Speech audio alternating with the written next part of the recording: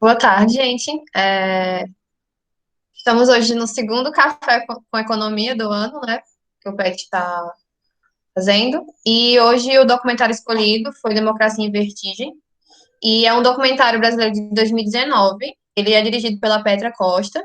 E ele retrata os bastidores do impeachment da presidente Dilma Rousseff, o julgamento de Lula e também o pleito, né, e todo o cenário que elegeu Jair Bolsonaro, né? A crise política e econômica que se instaurou no país desde então. Então, acho que é isso. Podemos começar sobre as impressões de vocês sobre o documentário. Bom, quero falar aqui, primeiramente, né, o prestígio de fazer esse documentário, porque quando a gente assiste, né, ao longo de todo aquele início lá, que era a época de 2010 e antes mesmo disso, 2002, já tinha, né, todo aquele documentado e para criar esse documentário, ela precisou ter o acesso, né? Isso é uma coisa que não deve ser fácil para quem faz isso. Então, construir todo esse documentário com base em coisas que ela mesma gravou com a mãe dela, com Dilma, e pegar materiais de outras pessoas, com certeza foi um trabalho magnífico que só por isso, o mínimo já valeu nota 9 pro filme para mim. Eu acho assim que não teve hora melhor para a gente discutir esse documentário, né?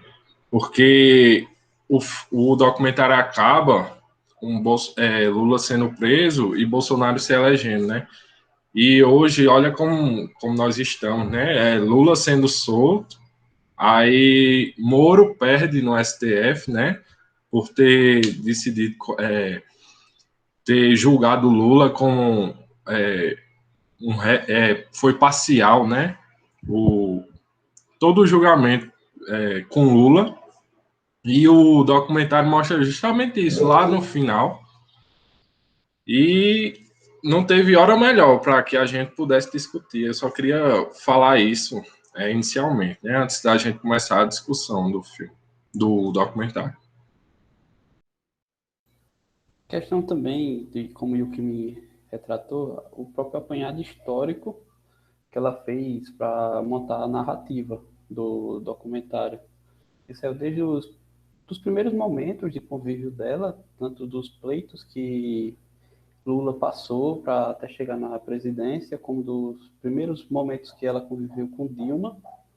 E ela sai fazendo todo aquele apanhado histórico, o passo a passo, literalmente, de cada tentativa de Lula chegar à presidência de 2002 até o seu auge e a sua indicação de Dilma, que posteriormente culminou com o golpe em si contra. Basicamente, essas minhas primeiras impressões no decorrer a gente. Bom, sobre o documentário, eu gostei bastante dele. Eu já tinha lido algumas coisas sobre o impeachment, mas eu nunca tinha assistido nada sobre, então para mim essa experiência foi até melhor. Sobre o documentário em si, eu acho que uma das coisas que eu achei mais interessante foi os relatos pessoais, né? Não só dos envolvidos, como também das pessoas do exterior, os apoiadores do PT e os não apoiadores. Daí uma das coisas que eu achei mais interessante foi aquele relato que a mulher fala, né, sobre o Bolsa Família, de que ela disse que foi graças ao benefício que eles conseguiram, que a irmã dela conseguiu se formar em enfermagem e a filha conseguiu se formar em nutrição, porque foi graças ao Bolsa Família que eles tiveram a base, né, para poder ter acesso ao ensino público superior. Então, para mim, foi bastante interessante isso, porque ela mostra como o PT foi importante nessa época dela, da vida dela, da família dela, e do outro lado, né, tem os não apoiadores do PT, como aquele manifestante que ele estava defendendo a ditadura, que ele falou que era a favor do regime militar, dizendo que naquela época que tinha a ditadura não tinha aquele funduço todo que estava acontecendo naquela época, e ele até colocar assim o senhorzinho como uma prova viva, né, dizendo que a ditadura foi bom, e tem aqui o senhorzinho para provar de que a ditadura foi boa. Então, para mim, a princípio, essas duas contradições, né, essa polarização do discurso de o PT, afinal, foi bom ou não foi. Achei bastante interessante no documentário. Eu acho que no decorrer que a gente está assistindo isso fica bem mais evidente.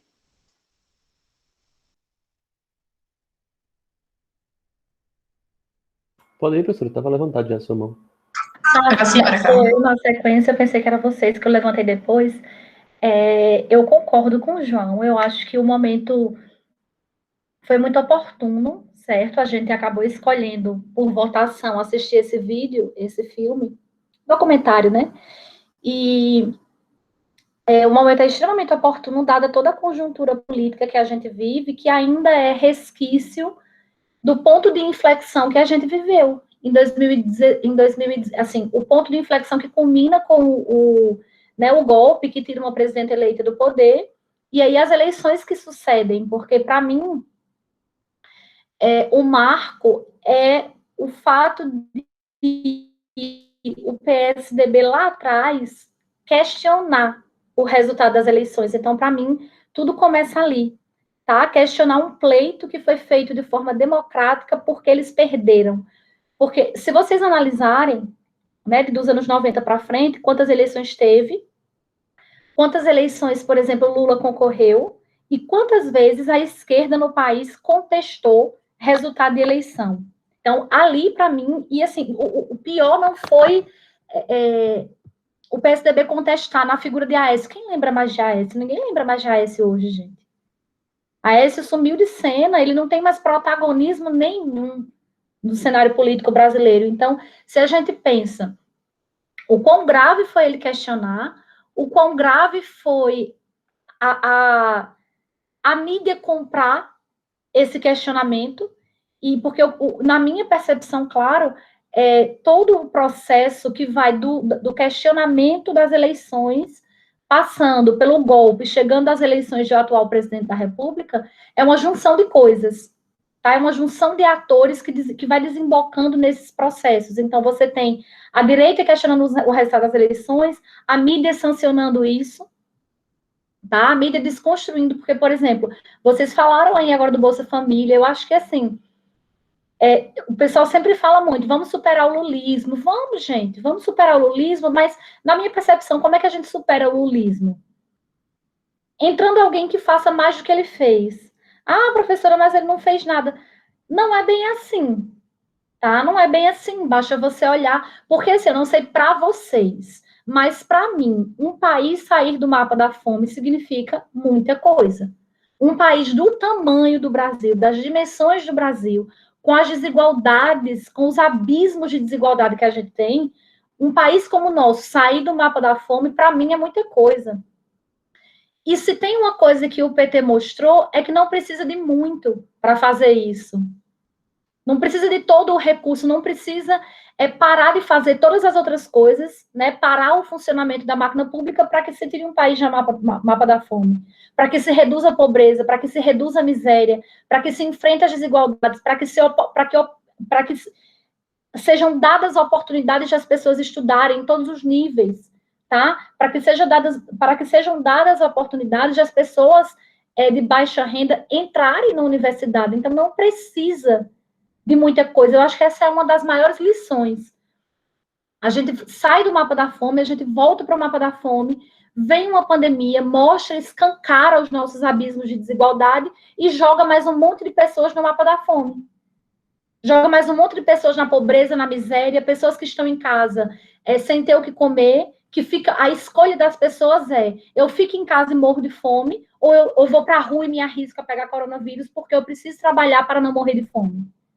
Essa é a escolha de parte considerável da população. Então, eu acho que uma coisa que, por mais que se critique, por mais que se tente colocar uma cortina por cima disso, eu acho que isso não se apaga. Tá? Eu acho que essa contribuição dos governos do PT não se apagam. Em termos claro, ainda tinha muito o que fazer, mas a gente não pode menosprezar o que foi feito, dados os impactos que isso teve na realidade de um país tão desigual como o nosso.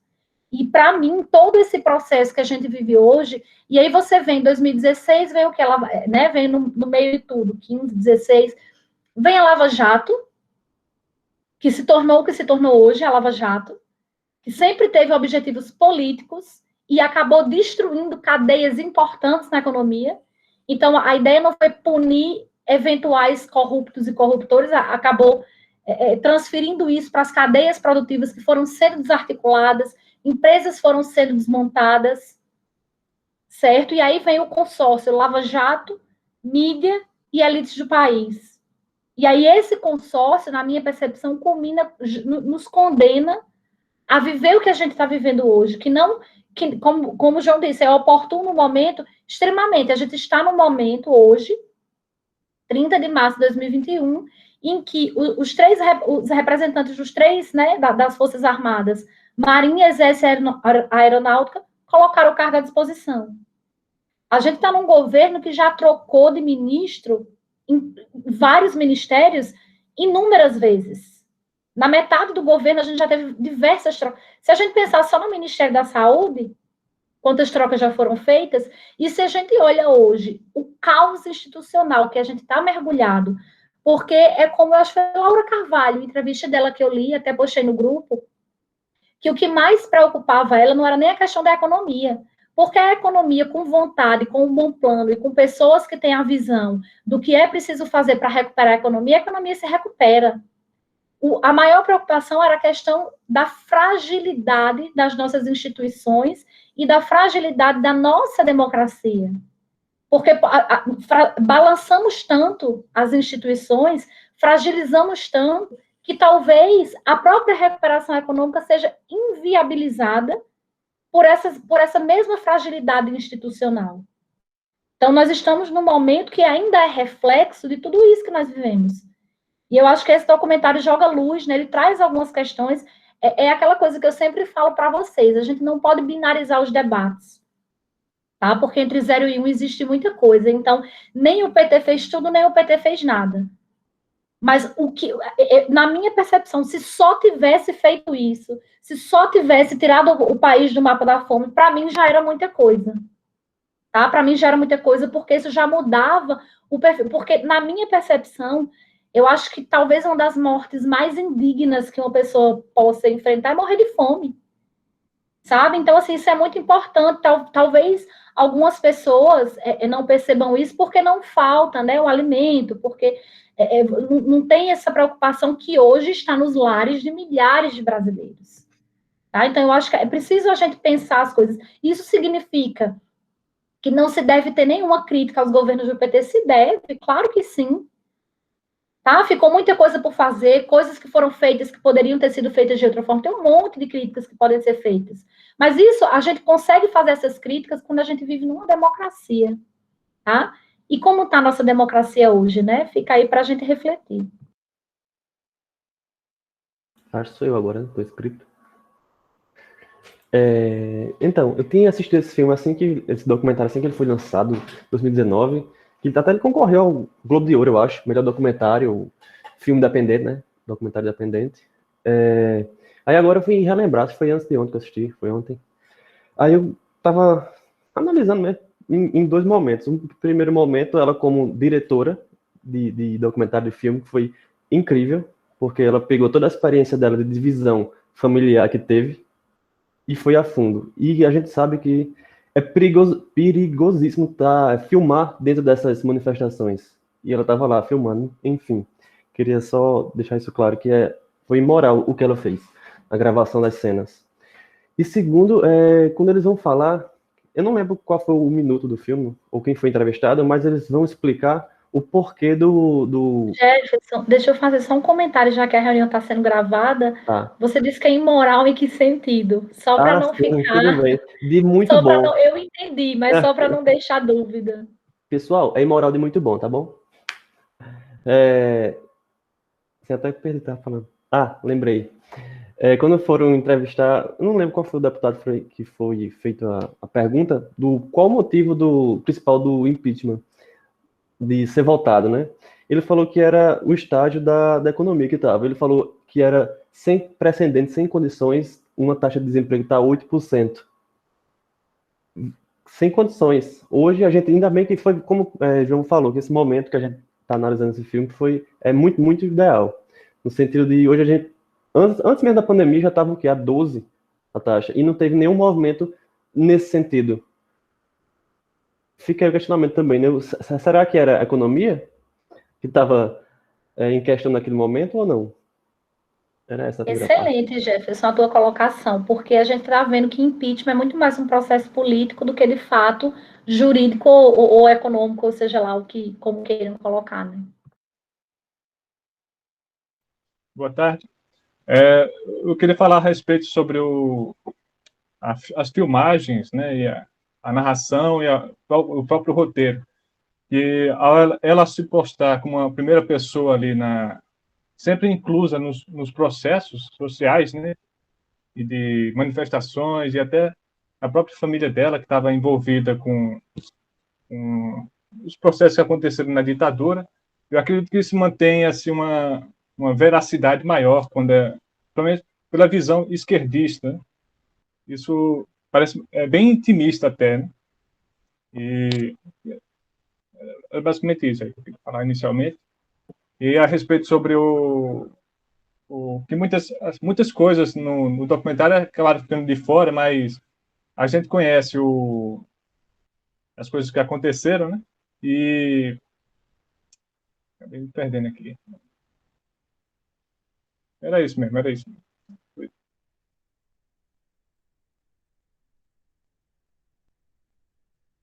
Pode falar, Rai. Bom, eu queria falar que eu gostei bastante desse documentário. Eu ainda não tinha parado para ver ele todo.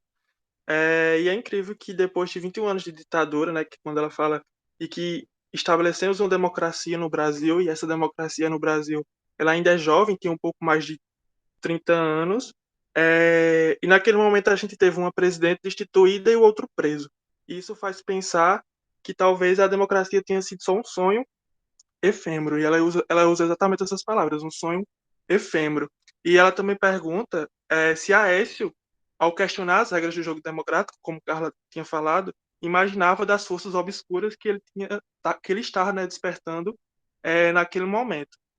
Inclusive, como Carla falou, hoje ele é uma figura apagada, ninguém nem lembra mais dele. E também ela mostra que o nosso país, o Brasil em si, ele nunca puniu os crimes cometidos pelo regime militar, e que é um país que é moldado pela escravidão, né, por uma elite privilegiada. A elite sempre esteve presente nos grandes momentos assim importantes do Brasil. Isso me faz lembrar de uma frase de Marx, que ele diz que as ideias dominantes de uma classe, as ideias dominantes de uma época são as ideias de uma classe dominante. Ou seja, foi um país também constituído e moldado por golpes militares, e também um golpe de Estado, e que é uma democracia fundada no esquecimento, porque tem uma parte que um cara lá fala que defende a intervenção militar, e ele até mostra um senhorzinho lá, e o senhorzinho diz que foi muito bom quando teve a ditadura. Era só isso que eu queria pontuar mesmo. Eu só queria falar um negócio em relação ao que Rai falou agora, que é em comparação à Alemanha, né? No que houve em relação a essa recuperação da Segunda Guerra Mundial. O Brasil teve a ditadura, lá teve a Segunda Guerra, o nazismo, e lá eles têm museus, né? Todos aqueles campos de concentração hoje são museus para eles mostrarem o quanto era ruim aquilo. E aqui no Brasil a gente só ouve falar nos livros de histórias e não tem uma retratação assim como lá na Alemanha teve. Então, muitas vezes a ditadura é meio que esquecida, né? Aqui no Brasil. Era só isso. Acho que a minha. Pode falar, Nicole, acho que é tu agora. Aham. Então, ainda Pra você sim. fazendo o link com o que João falou, a primeira fala de João, que foi em um momento oportuno e tudo mais, eu assisti o documentário sempre fazendo o comparativo de a realidade que ele mostra nos anos em que ele tenta retratar e a nossa realidade agora, principalmente na parte em que ela fala que anos atrás a gente alcançou ser a sétima maior economia do mundo, e hoje, muito recentemente, a gente não chega nem no ranking das 10 maiores economias do mundo. Então, eu acho que Da mesma forma que foi muito bom de assistir o documentário, também me trouxe pontos angustiantes de ver que a nossa regressão não é um intervalo de tempo muito grande para a gente ver o quanto a gente já regrediu em um espaço tão pouco de tempo. Era só isso mesmo meu comentário. Bem, eu queria falar sobre o ponto que Jefferson abordou em relação à questão do impeachment não ser apenas moldado sobre fatores econômicos, né, e tal, e sim realmente políticos. E eu acho que a cena, a parte em si que mais concreta isso para uma pessoa que não está por fora, que está por fora, na verdade, todo o processo do impeachment, foi a parte que o Cunha, ele tenta ainda se proteger, né, pelo PT, e aí ele é meio que recusado, e em troca disso ele age com retaliação, né? Ele decide iniciar o processo de impeachment e tal lá, porque ele não tinha o que ele queria. E a gente vê que política é isso, né? É uma guerra, todo mundo lá dentro, e meio que é uma vida selvagem, onde o melhor, entre aspas, o mais forte sobrevive. A gente vê isso também, não somente nessa parte do Cunha, mas quando a Dilma é eleita com Temer de vice, né? A gente vê a parte que ela fala que o Temer é como se ele tivesse acorrentado com as mãos presas, né? Que não podia ter tanto decisão assim, porque ele, como membro do PMDB, foi apenas uma parte do acordo que você tem que ter para governar e tal. Então, esse jogo político é muito interessante você aprender para ver como é que funciona tudo lá, né? Porque não é só, todo político rouba, mas por que ele rouba, por que ele é assim, o que, é que acontece lá? Muita gente só fala falar, mas não entende, né? Eu acho que o filme deixou bem esclarecido isso.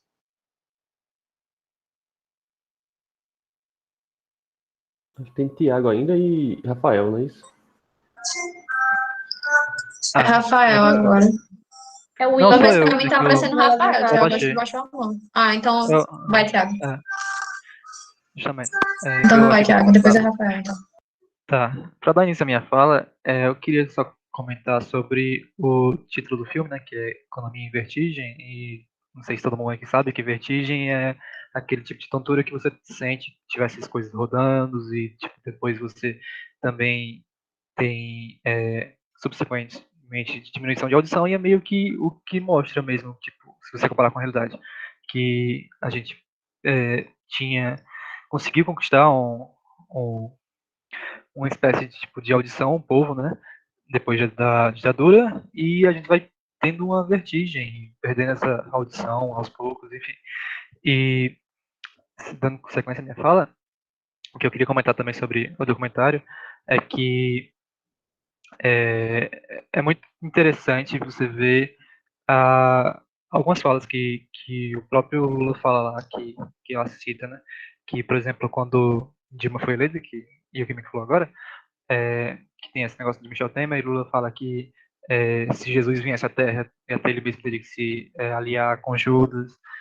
Também tem outra coisa que ele fala, que é quando ele está sendo preso, que ele vai falar para o povo que ele vai se entregar porque ele quer democracia, e ele acredita no, na democracia ainda assim, e que se ele quisesse ter feito outra coisa, ele não teria criado um partido, ele teria feito a revolução, enfim.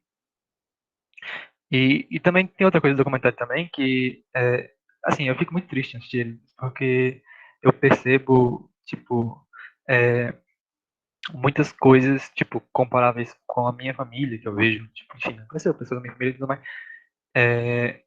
e, tipo, me lembra também pessoas da minha família, tipo, meu irmão é policial hoje em dia, meu irmão fala um monte de merda, e, enfim, é complicado. Inclusive, também tem uma coisa interessante, que até tem pessoas que apareceu ali, tipo, apareceu até do R, que eu não esperava que ela aparecesse lá, mas ela aparece em uma cenazinha por trás. Quem aparecia, Tiago, eu não entendi. Isto é do EC, ela aparece no cenário. Eu não reparei. É na Ela aparece Comissão de Constituição e Justiça, ela Um aparece lá minutinho ela atrás. aparece, sim. Vocês são bem atentos aos detalhes, hein? Ela aparece guardando o tablet. É mesmo. Ela aparece guardando e tá. Ela não aparece falando, ela aparece de fundo, mas enfim, é que eu fiquei pensando em todo mundo que tá aparecendo também. Mas só isso que eu queria falar por enquanto. Então, acho que na minha fala eu vou abordar alguns pontos. A primeira coisa que eu acho que muito importante, que eu gostei muito da obra em si, é a metáfora que a Petra usa, usando como objeto o Palácio da Alvorada, e enquanto ela faz um plano sequência longo, com uma amplitude bem grande da imagem, e durante vários momentos do filme ela traz esse palácio e traz em momentos diferentes, porque ela começa no filme abordando a eleição do Lula e da Dilma, aí ela traz o palácio de manhã, ou seja, bonito, as obras ali, mostrando todo o esplendor da obra arquitetônica do palácio. Quando ela começa a retratar no filme sobre o golpe, ela mostra o palácio já com o pôr do sol. Ainda tem a sua certa beleza, sua certa a questão do monumento em si. E quando ela começa a falar, ela termina de falar do golpe e fala do Bolsonaro, ela mostra o palácio já com um plano menor, escuro, de noite, e ela depois ela traz o plano para uma porta pequenininha. Então eu gostei muito dessa metáfora que ela usa, tratando do palácio como sendo a democracia. É muito bonito de ver aquilo que ela traz várias vezes durante a obra. E depois, nesse final desse plano, ela traz as duas placas que estão lá no palácio. A placa do presidente Collor, falando todas as empreiteiras, e a placa do governo Lula, trazendo quase todas as mesmas empreiteiras que estavam envolvidas nos esquemas. E aí ela traz uma certa crítica a essa questão, né, que o Lula, ele perpetua uma certa problemática no governo, que é continuar fomentando algumas empresas que não têm uma índole tão clara, não são tão transparentes e geraram o que geraram. Aí eu trago um paralelo com outro filme que eu queria indicar aqui, eu não sei se já foi abordado, que é um documentário antigo, de 2010, que fala sobre a problemática da crise de 2008, e nele ele fala de uma problemática do governo George Bush e com a entrada do governo Obama, porque o Obama, ele meio que perpetua todos os políticos da ala econômica do mercado financeiro, que foram todos os políticos que desburocratizaram os bancos, foram todos os políticos que não fizeram um ato de fiscalização com as agências de classificação. Então, toda aquela problemática que veio e que gerou a crise de 2008, o Obama ele perpetua isso. E eu acho que a Petra ela traz uma crítica assim também, falando que, poxa, o governo do PT ele podia ter se desvencilhado um pouco. É óbvio que não dá para fazer totalmente, porque você precisa de uma política de governo que tragam pessoas de ambos os lados. Mas é bem tenso ver o PT se alinhando com várias empresas que não têm uma índole tão confiável.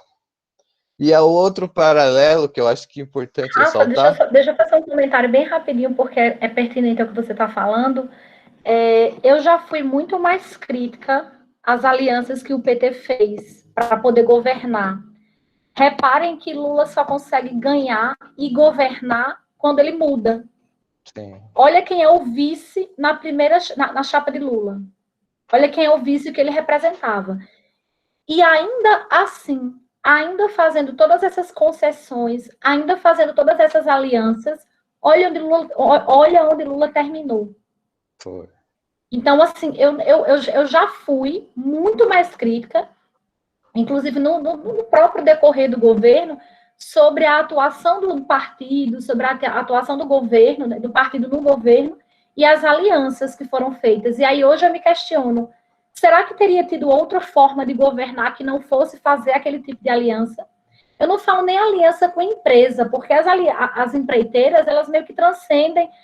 Infelizmente, a gente tem no Brasil e no mundo, né, um mundo muito oligopolizado, onde poucas grandes empresas dominam todos os setores. É assim que funciona.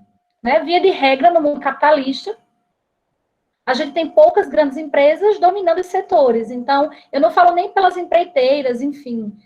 Eu falo mais pelas alianças políticas mesmo, sabe? Então, hoje eu fico mais na dúvida. E tem até uma fala de Dilma no documentário que ela relata isso, que ela fala, por causa de toda essa quebra de alianças, ela diz, eu não governei 2015. Né? Então, é isso que representa essa quebra. De certa forma, você tem que ter aliados, né, ali dentro, porque senão você não vai conseguir governar. E como ela começou a se revoltar com todo mundo, ela diz, eu não consegui governar em 2015, justamente por causa disso.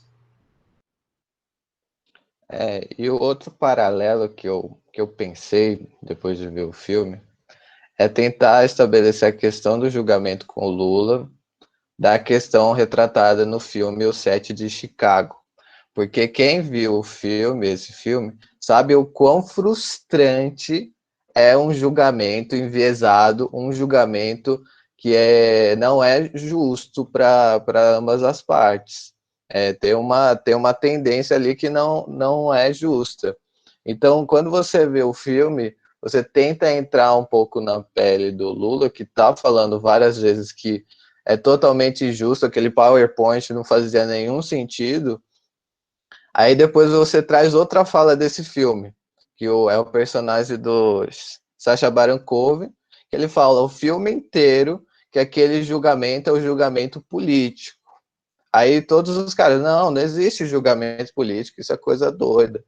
E quando a gente traz para essa questão do julgamento do Lula, é um julgamento político, porque tudo que estava pautado ali não estava pautado na Constituição. Tanto que o Gilmar Mendes falou tudo que ele falou. E eu trago a fala também do Boechat, que a Petra colocou, que o Boechat fala que é vergonhoso ver como um processo, um trâmite processual foi transformado num carnaval.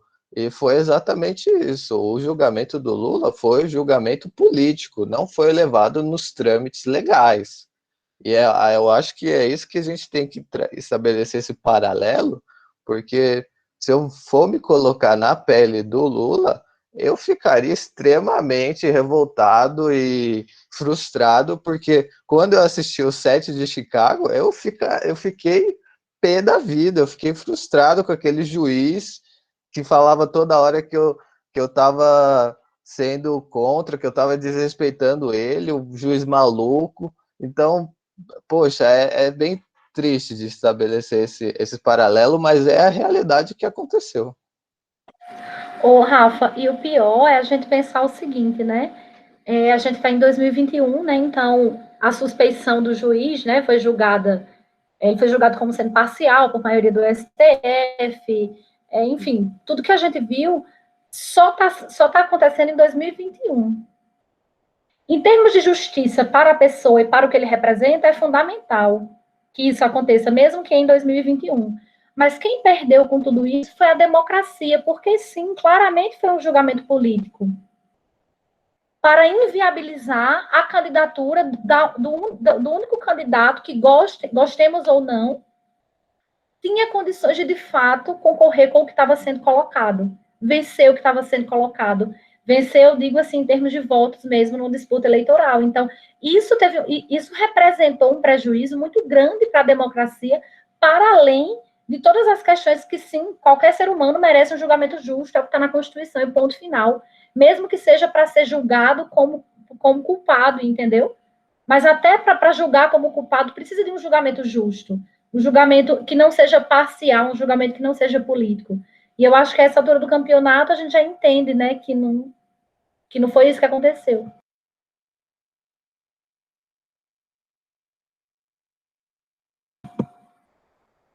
O William tá com a mão levantada e Cíntia. Acho que é Cíntia. Eu venho antes do William. Então, assim, eu nunca tinha assistido o documentário, foi a primeira vez que eu assisti. E, assim, a primeira coisa que veio foi vários gatilhos, assim, porque a gente viveu todo esse processo. Eu lembro que o processo, né, da vitória de 2014, né, todo 2015, 2016, foi ao final do ensino médio, você não tem muita noção das coisas, né? Mas o que eu realmente queria destacar é o quão triste é para uma mulher estar assistindo pelo que uma passou, assim. Porque teve comentários quando a Petra estava fazendo a entrevista, que acho que ela perguntou ao senador, um deputado, não sei, enfim. Que a Dilma, ela nunca tinha abraçado. Pessoas do PT disseram que a Dilma nunca tinha abraçado, nunca tinha tido uma aproximação, coisas do tipo. E ela pergunta, foi por isso que ela tá toda nessa situação. Aí ele vai, não, é por conta da situação tal e tal, assim, sabe? Mas eu lembro que muita gente sempre falava sobre vários comentários falando sobre isso. De que ela era uma pessoa que não tinha tanta proximidade, que não tinha estado abraçando e tudo mais. E é o ponto, gente, isso foi um dos fatores para julgar se ela era capaz ou não de ser a presidenta do país. Assim, sabe? Eu acho que, tipo, toda a situação que ela passou durante o processo do impeachment, todas aquelas exaltações, assim, quando eu paro para pensar, tipo, o Bolsonaro ter feito aquela apologia ao Ustra, e nada ter acontecido com ele, todo o processo, assim, foi um processo muito doloroso, muito triste da gente viver, da gente perceber, assim, e a injustiça muito grande. Pelo menos, enquanto eu estava assistindo o documentário, eu fiquei muito puta, eu chorei em vários momentos. Opa, desculpa, esqueci, tá sendo gravado. Desculpa. Mas, assim, era revoltante, assim, de ver tudo, tudo que ela sofreu. E, assim, eu fico me perguntando, muitas vezes, talvez, mesmo toda a situação com o PT no momento tal, se talvez se ela não fosse mulher, se as coisas teriam acontecido dessa maneira, assim, sabe?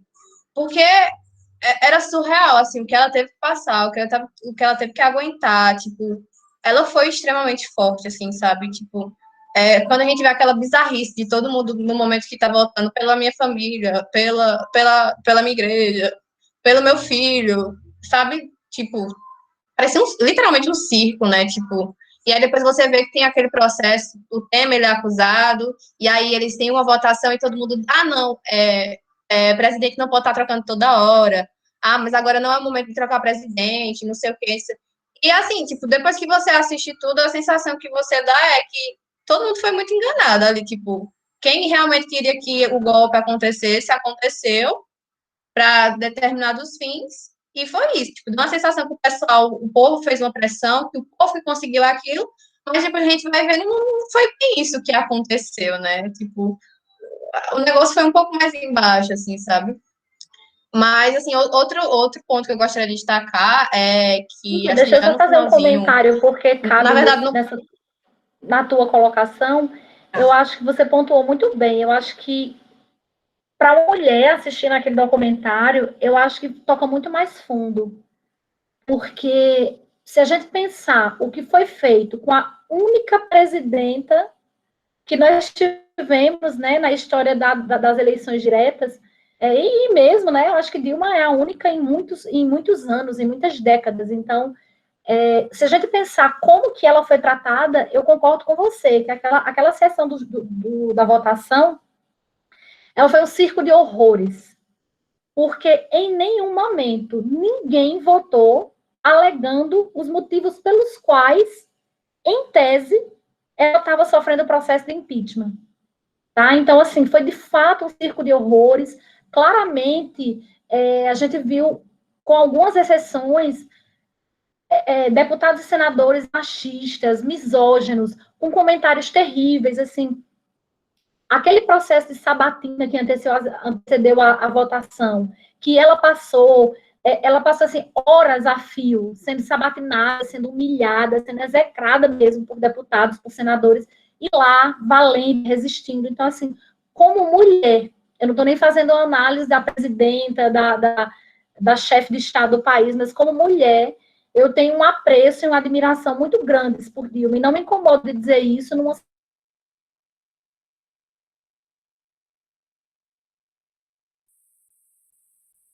Aí acho que ela travou. Caiu. Ah, tá, eu achei. A gente pode continuar com o William. Ainda não terminei, não. Calma, calma. Ainda não terminei. Demora um pouquinho ainda. Mais um pouquinho. Mas é um dos pontos que eu gostaria de destacar, enquanto Carla não volta, né? Enfim. Que tem um momento que uma das manifestantes, enfim, que são entrevistadas, eu não lembro exatamente o momento, mas eu acho que foi já no finalzinho do governo de Lula e ali no começo do governo de Dilma, que ela acusa o governo do PT de racismo contra o branco. Gostaria de destacar isso, né? Que ela faz uma crítica às cotas. E a gente vê o quão problemático é um país que não, desde o final da escravidão, tipo, não tratar, tipo, a gente não teve políticas públicas pós-fim de escravidão. Quem foi os principais beneficiados? A gente viu vários relatos do pessoal. Gente, outro ponto, quando a gente estava assistindo o documentário, vocês vê quase sempre que o pessoal que estava falando sobre Bolsa Família, sobre que os filhos conseguiram ir para a faculdade, que conseguiu comer, que conseguiu um emprego, sabe? A gente vê cor e característica daquelas pessoas, né? E a gente vê exatamente cor e característica das pessoas que são críticas a isso, assim. Então, é bom destacar, né, o porquê também muitas dessas pessoas têm apoiado Bolsonaro. Porque quando a gente para pensar, gente, quem apoia Bolsonaro, quando a gente vota em política, a gente vai de acordo com suas ideologias, né? Então a gente acredita naquilo. Então, querendo ou não, quem vai muito dele, com certeza, enfim, né? Em alguns aspectos aí, acredita nessa história de racismo reverso, racismo contra branco, e quando, na verdade, nem o rolê não é esse, né? A gente sabe que cotas, ela é apenas uma política de reparação histórica, e nem é das melhores, mas aqui temos, né, até então. E a gente espera que não acabe, mas sim, gostaria de ter destacado isso. Esse ponto que você colocou foi fundamental, a história de racismo reverso. Ela sempre me incomoda muito, porque a pessoa fala, racismo reverso é preconceito de preto contra branco, e eu sempre penso assim, primeiro, que para quem estuda, para quem entende, para quem está, inclusive, sofrendo na pele, gente, racismo não é só preconceito de cor, de raça, inclui uma estrutura de poder, tá? Uma estrutura de relações de poder que não é simétrica, tá? Então, ainda que você possa ouvir de alguma pessoa, você possa ouvir de alguma pessoa negra que, eu não gosto de branco, não sei o quê, gente, não é só, aí você vai dizer, tem pretos que têm preconceitos contra branco, mas, veja, por trás disso não tem nenhuma relação de poder, nenhuma relação que oprime, nenhuma relação que mata, tá? Então, os efeitos econômicos e sociais são completamente diferentes. Então, na minha concepção, a ideia de racismo reverso já está errada na sua origem. Porque se você entrar no dicionário, se você pegar a acepção lá no dicionário de racismo, tudo bem, aí você vai dizer, tem preconceito de preto contra branco também é racismo. Mas se você entender o que é o racismo, o que é o movimento, o que é a nossa sociedade, gente, não cabe, não tem espaço para falar de racismo reverso. Não tem relação de poder que oprima e que mata. É branco, não, é preto. Tá? O racismo é uma cor, o racismo tem cor. Isso impacta. E aí, quando a gente fala do teto de gastos, o teto de gastos é racista. Aí tem gente que vem, não tem o que fazer, não tem que estudar, vai estudar isso. Claro que o teto de gastos é racista, gente. Cíntia colocou aí, muito bem, por sinal, a questão do perfil das pessoas que falaram do Bolsa Família, das cotas e tal. Gente, 70%, mais de 70% das pessoas que vivem na pobreza e na extrema pobreza são pretas. Como é que eu posso dizer que uma política que corta gasto para essas áreas não é racista? Como é que eu posso dizer que uma política dessa vai afetar todo mundo igual? Mas, repetindo, isso precisa ficar na mente de vocês. Mais de 70% das pessoas pobres e extremamente pobres no Brasil são negras. Então, sim, a pobreza tem cor e a pobreza tem gênero. Porque nesses 70%, a maioria é mulher. Tá? Então, a pobreza tem cor, a pobreza tem gênero, e, portanto, políticas que cortem gastos para minorar essas coisas têm um recorte racial, sim. Porque só se a gente ignorar essa estatística é que o teto de gastos impacta de forma igualitária as pessoas. Mesmo que essa estatística não existisse, já não impactaria de forma igualitária, porque a questão da raça, a questão da cor, é um elemento de desigualdade, um elemento importantíssimo, mas não é o único. Então, mesmo que essa estatística não existisse, e assim, por que eu digo que é o mais importante? Porque a gente pensa, se mais de 70% das pessoas pobres, extremamente pobres, são negras, o que isso significa? Que essas pessoas, elas estão numa relação de desigualdade com todas as outras em vários outros quesitos, em quase todos os quesitos. Tá? Então, a pobreza tem cor e tem gênero nesse país. Então, é importante, a gente precisa repetir essas coisas o tempo todo, eu para vocês, vocês para outras pessoas, para a gente ir criando e mostrando que as pessoas, os brasileiros não conhecem a cara do Brasil. Tá? É importante a gente lembrar disso. Gente, desculpa, só atrapalhar a ordem aqui. Só para não pegar o fio de Cíntia e de cara. Pode ser Cíntia, que tá a tua vez ainda. Pode sim. Ah, Não, eu já terminei aqui. A única coisa que eu ia comentar realmente é que Carla tocou um ponto muito importante, né? Racismo reverso, gente. Em tese, quando a gente vai estudar um pouco, a gente sabe que racismo reverso, quando você fala nisso, você pressupõe que existe uma maneira correta de você cometer racismo, né? Então, isso por si só já corta toda a origem do argumento, né? Então, vale ressaltar isso. Enfim, eu acabo aqui o meu pequeno monólogo. Pode falar. é rapidinho. O Jefferson. Ah. Sim, é só para nesse ponto que vocês levantaram agora, eu tenho que invocar aqui inclusive, eu já serve como proposta para o próximo documentário, que é o do Emicida, que é incrível. Não sei se vocês assistiram. É simplesmente incrível. É que ele já chega montando assim a real mesmo. Ele já fala que tem pele alva e pele alvo. Já direto, assim. Não tem mais meia palavra. Já chega assim, pele alva e pele alvo. Simples. Inclusive, acho que eu posso colocar aqui, né, como opção para próximo café. Tá na hora? Pode, sim.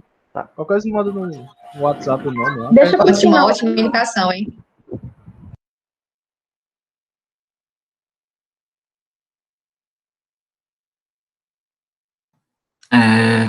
Eu só queria falar que... Quer dizer, boa tarde primeiro. Eu só queria falar que o ano passado eu já tinha assistido uma parte do documentário, mas não tinha terminado de assistir totalmente. E aí, ontem eu assisti ele e algumas coisas que me tocaram, que Cintia até falou também que em relação a Dilma, foi a forma, eu não fiz nem essa visão enquanto mulher, mas enquanto presidente, mas que enquanto mulher é bem mais impactante sobre o quão ela foi forte, assim, desde sempre, ela relatando também lá sobre quando ela quando ela foi aprisionada lá no tempo da ditadura, e que ela falou que ela pensava a cada minuto que só mais um minuto, só mais um minuto, só mais um minuto. E aí você fica imaginando quanta força essa pessoa tem de enfrentar tudo isso. Ela falou também da questão do câncer que ela teve, e ainda mais enfrentar aquela sabatina com várias pessoas assim, destruindo você completamente, é algo totalmente assim, super forte. E aí, outra coisa também que eu queria falar é sobre o papel da mídia nesse processo inteiro, assim, de fazer com que a classe média, né, insuflasse o seu ódio, todo esse papel, assim, da mídia teve muita força sobre tudo que está acontecendo, inclusive até o momento atual. E outro ponto que eu queria falar é sobre a coisa que Carla tinha falado sobre aliança política, que realmente é necessário fazer uma aliança política para se governar no Brasil. E eu lembrei da parte que, logo quando a Dilma assumiu o poder, ela está lá com o Lula e a esposa dele, de mãos dadas, e do lado, assim, bem do lado, fica Temer. E a produtora do documentário, ela retrata isso muito bem. É isso que eu queria falar.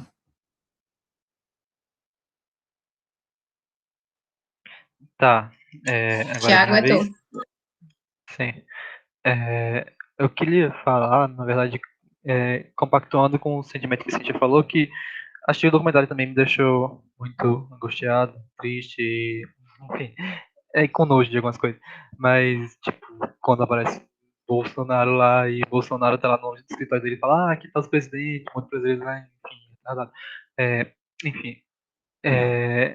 E aí eu me lembrei também, completando com essa fala de Cíntia, porque eu tenho um negócio muito de empatia, e até na relação dela com o PT, eu sinto um pouco que ela foi usada, porque quando ela tá lá conversando com a mãe da produtora do documentário, ela pergunta pra Dilma, e como foi quando o Lula te convidou para ser o sucessor dela? Ela fala, o Lula não fala, ele só falou, você é presidente agora. Enfim, tipo, é meio que ela também foi usada por ele e tudo mais. Mesmo que, enfim, não seja meio assim, mas é triste e você imagina essas coisas. Eu não acho que ela foi usada pelo PT, não, Tiago. Eu Não, acho não que assim, mas tipo, é porque quando ela fala que o Lula não falou com ela, assim, tipo, diretamente, sabe? Enfim. Que ela falou eu assim, acho que era como foi mais quando o Lula te pela convidou posição pra... dele, entendeu? Eu acho que mais pela posição dele e dentro do partido e pela escolha, assim, pela posição que ela já ocupava no governo de Lula, não sei. Eu não vejo muito ela sendo usada pelo partido, não sei. Porque eu não sei, ela própria disse, tipo, que não queria ser a presidente, tipo, não foi opção dela, necessariamente. Lá, ela comenta isso. É complicado, mas é.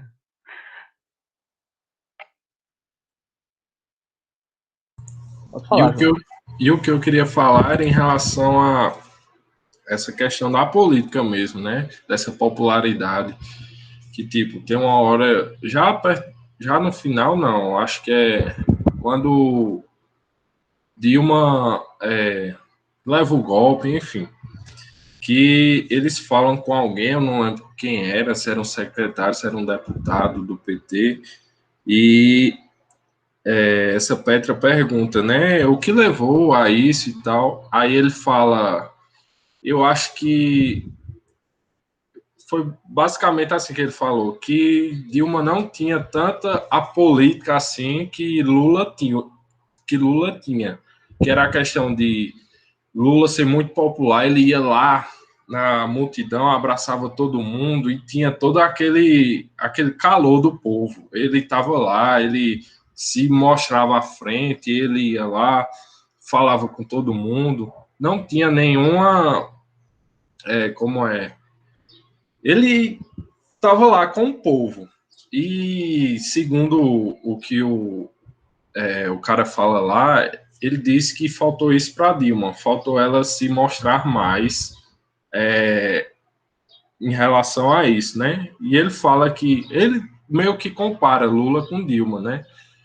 E que faltou meio que essa popularidade para ela em relação a isso. E que Eu acho que isso a pode ter sido um comparação dos motivos.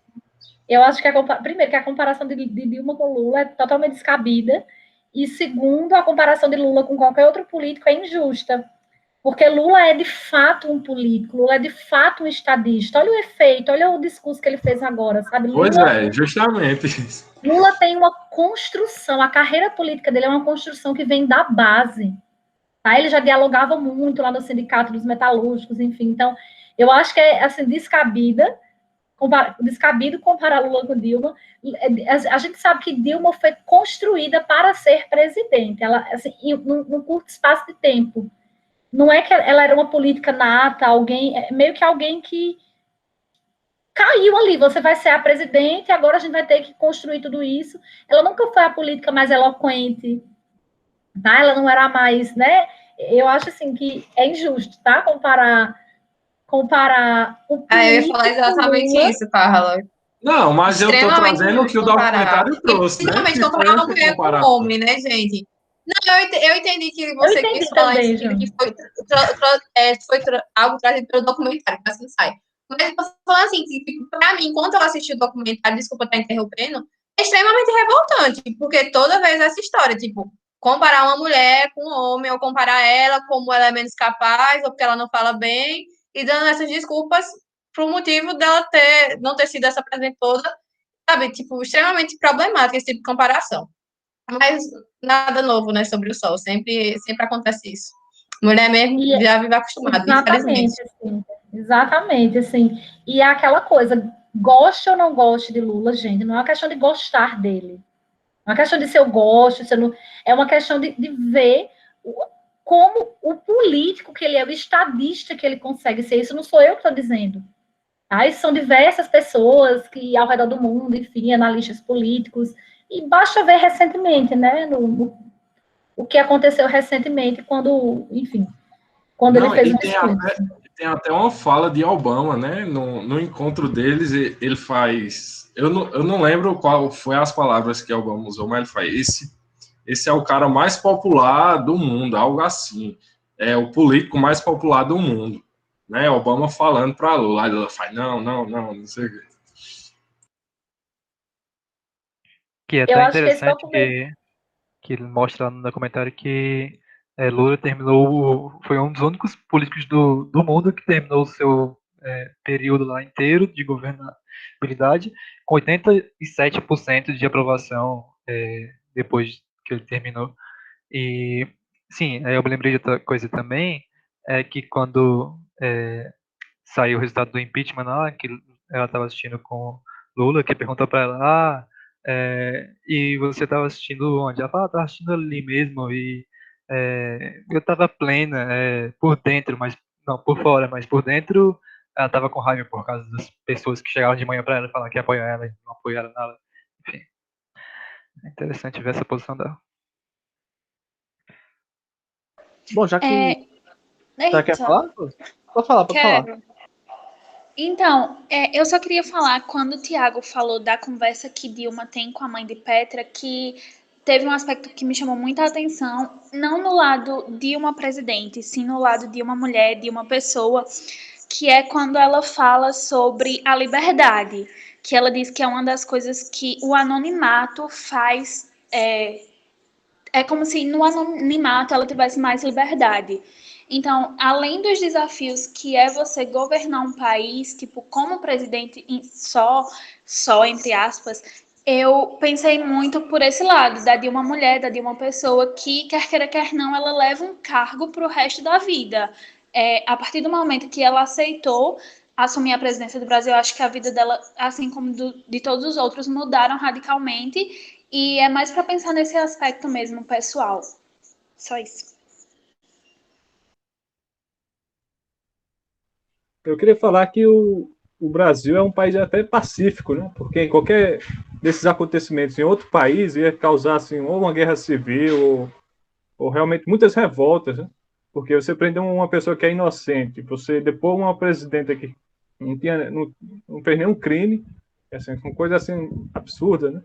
E a gente vê isso até na diferença da reação policial com as manifestações que aparecem no filme, que quando era com a presidenta Dilma era até uma amizade até com os policiais, mas quando ela foi deposta e depois começaram outras manifestações contra Temer, e aí você tinha uma reação policial realmente revoltante e muito agressiva com a população que estava ali, né? Era isso. Bem, o que eu queria dizer era que, por exemplo, no Café com a Economia passado, né, a gente retratou aquela parte da indústria americana, chinesa e tal, e eu pelo menos fiz aquelas constatações, né, tipo, a gente consegue ver isso no Brasil e tal, mas esse documentário, na real, é muito diferente de outros documentários que eu já vi pela academia em si, né, porque outras pessoas já passaram, de você sentir aquilo. Esse documentário é aquela parte que a galera lá tá invadindo o Brasília lá, né? Subindo todo canto lá. Eu vi na TV, era da minha época, tá entendendo? É diferente de você ver um documentário de 40 anos atrás, 50 anos atrás, um documento de outro país e tal. Mas quando você vê acontecendo, retratado no documentário, o que você presenciou tem um impacto muito forte para a pessoa, pelo menos para mim, né? O que eu sinto. Então, assim, fica uma sensação de nostalgia meio ruim daquilo ter ocorrido e a gente ter presenciado e a gente, de certa forma, só poder aceitar isso da forma como é. E não consegui lidar com isso, né? Então, fica aí minha opinião sobre isso. E a gente não consegue fazer paralelos com o que aconteceu aqui, fazer paralelos com outras democracias, né? Não tem como você pegar para você assistir, assim, nós fomos atores e espectadores desse processo e a gente não consegue fazer paralelos com outras democracias, né? Onde mais isso aconteceu além do Brasil? Todo esse combo que veio de 2015 para frente, né? Eu acho que esse documentário, cada vez que a gente assistir, ele desperta sentimentos diferentes.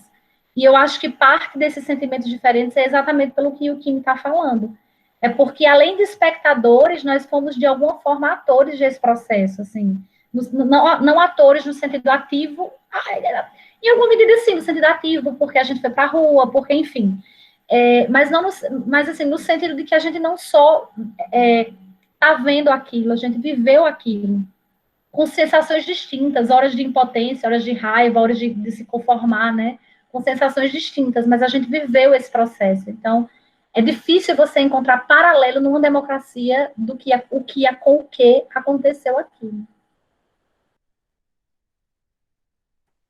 Gente, eu acho que, assim, eu tô achando que essa atividade está fluindo muito mais do que quando a gente assistia e em seguida discutia. Eu acho que a gente assistia antes e fazer só a discussão, eu acho que a discussão está sendo melhor do que era antes. Eu não sei a impressão de vocês, mas a minha impressão, não sei se porque a gente assiste em casa, de uma forma mais tranquila, né? Dá tempo a amadurecer as coisas e vem trazer só as discussões, enfim.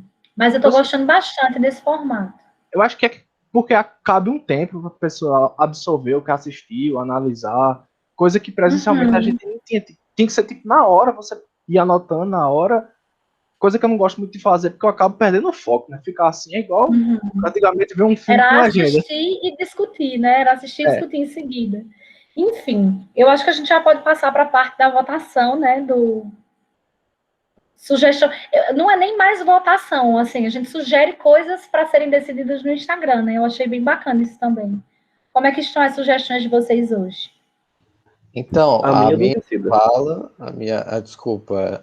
fala, eu falei de um filme, né, que eu achei na Netflix, que fala de um documentário que fala sobre a questão de 2008, e ele explica muito bem, porque eu tive um problema com aquele filme, A Grande Aposta, que eu achei que ele explicaria, mas ele não, ele retrata todo o contexto, mas ele não explica bem. Na verdade, ele explica, Rafa, só que tem muitos termos técnicos de mercado financeiro que passa batido. Tem muita coisa. A ideia deles não é assim dar uma aula sobre o mercado financeiro, mas sobre o que aconteceu. Então, de fato, é mais complicado. Então, esse Inside Job, que é esse documentário que eu estou falando, ele explica muito melhor. Ele fala da questão da problemática das agências de classificação de risco, fala das CDOs, fala da questão que eles estavam usando a hipoteca como investimento. Então, eles explicam muito bem. Eles entram até em outras questões. Eles mostram resultados, eles mostram até questões na academia. Então, é bem legal o documentário. Eu já usei esse documentário com as minhas turmas na UFJF. Eu gosto desse documentário. É bem legal. Então, a sugestão de Rafa é Inside Job, né? Alguém tem mais sugestão? Já gostei do Emicida, do documentário dele. Sim, o do Emicida, muito bacana também, o amarelo, né? Isso, é incrível. Sim, Rafael, para entender também o ponto de 2008, Minotauro Global, incrível o livro. Qual, Jefferson? Minotauro Global. É o que? Filme? Não, é um livro mesmo. Livro. É Ricardo Passa na Disciplina Internacional 2, aí a gente fica. É ótimo. Então, repara, a gente tem duas indicações, né? O Inside Job, o amarelo, alguém tem mais? Daniel não pôde estar hoje na reunião. Ela tá com a mão levantada.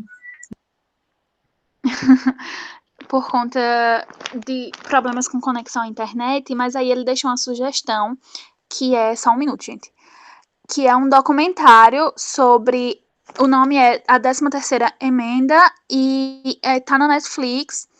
E aí esse documentário trata da Constituição estadunidense, quando abole a escravidão, mas cria o maior movimento de encarceramento penitenciário do povo negro e o mercado milionário que se opera por trás do sistema prisional estadunidense. Eu tô lendo porque foi a mensagem que ele me mandou.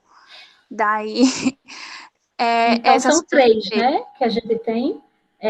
Eu posso indicar outro. Eu encontrei uma série no Netflix muito boa que se chama Na Rota do Dinheiro Sujo.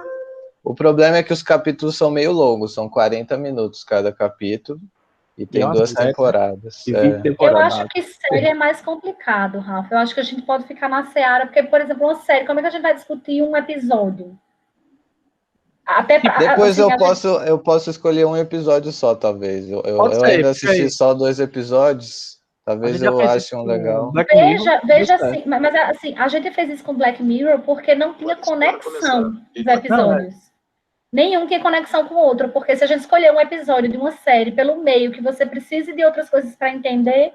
Não, esse não, é porque ele trata de trâmites diferentes. Tipo, o primeiro episódio era sobre uma maracutaia no banco Orson Welles. E o outro, o segundo episódio que eu só assisti esses 2, era sobre um problema financeiro no país da Malásia. Então são diferentes então não são conectados, coisas. Ótimo. Então vamos fazer assim, como você só assistiu 2, você vê mais outros. Aí na próxima você sugere um dos que você assistiu que mais curtiu. Porque como a gente já tem 3, né, opções, então fica o Inside Job, o Amarelo e a 13ª Emenda, Nicole? Isso, é esse. Pronto, então vocês anotem, o GT anota para a gente deixar para postar, tá? Para o próximo mês, para fazer a enquete. Quem que vai encerrar pedindo likes, curtidas, assistam, curtam, compartilham? Gente, é isso, né? Então, Cadê? Foi?